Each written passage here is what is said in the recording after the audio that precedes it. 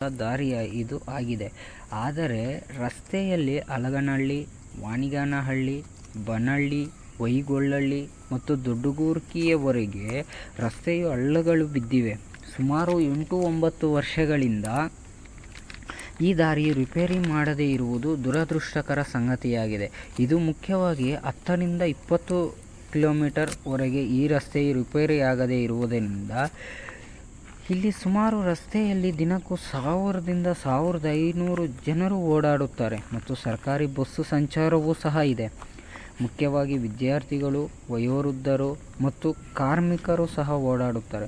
ಮುಳಬಾಗಿಲಿಗೆ ತಲುಪಲು ಇದೊಂದೇ ಮಾರ್ಗ ಇರುವುದರಿಂದ ಜನರಿಗೆ ತುಂಬ ತೊಂದರೆಯಾಗುತ್ತಿದೆ ಮತ್ತು ಮಳೆಗಾಲದ ಸಮಯದಲ್ಲಿ ಹಳ್ಳಗಳಲ್ಲಿ ನೀರು ನಿಂತರೆ ದಾರಿ ಯಾವುದು, ಹಳ್ಳಗಳು ಯಾವುದು ಎಂಬುದರ ಬಗ್ಗೆ ತಿಳಿಯದೆ ಜನರು ದ್ವಿಚಕ್ರ ವಾಹನ ಸವಾರರು ಬೀಳುತ್ತಿದ್ದಾರೆ.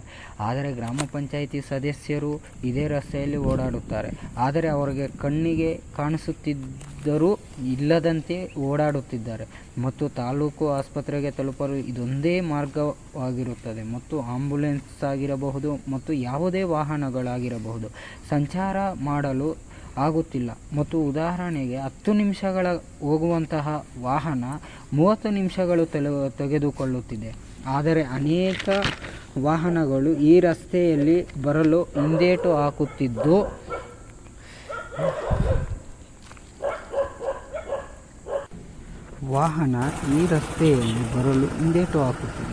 ಕಾರಣ ರಸ್ತೆ ಸರಿಯಿಲ್ಲ ಎಂಬುದು ಉತ್ತರ ನೀಡುತ್ತಿದ್ದಾರೆ.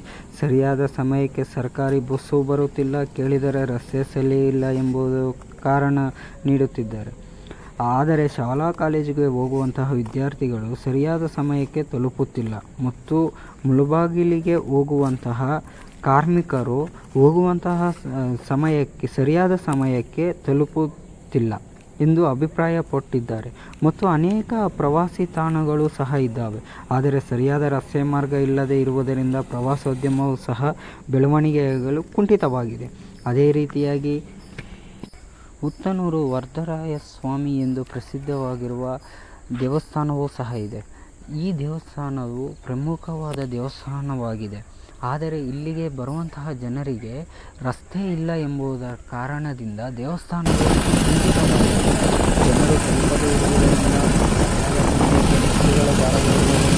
ವಾಹನಗಳ ಸಂಚಾರ ಕುಂಠಿತವಾಗುತ್ತಿದೆ. ಆದರೆ ಪ್ರವಾಸೋದ್ಯಮವೂ ಸಹ ಕುಂಠಿತವಾಗುತ್ತಿದೆ. ಗೊಳ್ಳಹಳ್ಳಿ ಮತ್ತು ಬನಹಳ್ಳಿ ಮತ್ತು ಅಲಗನಹಳ್ಳಿ, ವಾಣಿಗಾನಹಳ್ಳಿಯಲ್ಲಿ ವಿದ್ಯಾರ್ಥಿಗಳು ಉತ್ತನೂರು ಎಲ್ಲಿಗೆ ಪ್ರೌಢಶಾಲೆಗೆ ಹೋಗುತ್ತಿದ್ದು ಅವರಿಗೂ ಸಹ ಸರಿಯಾದ ಸಮಯಕ್ಕೆ ತಲುಪಲು ಆಗದೆ ವಿದ್ಯಾರ್ಥಿಗಳು ವಿದ್ಯಾಭ್ಯಾಸಕ್ಕೂ ಸಹ ಕುಂಠಿತವಾಗುತ್ತಿದೆ. ಮಾನ್ಯ PWD ಅಧಿಕಾರಿಗಳು ಬಂದು ಈ ರಸ್ತೆಯನ್ನು ಸರಿಪಡಿಸಲು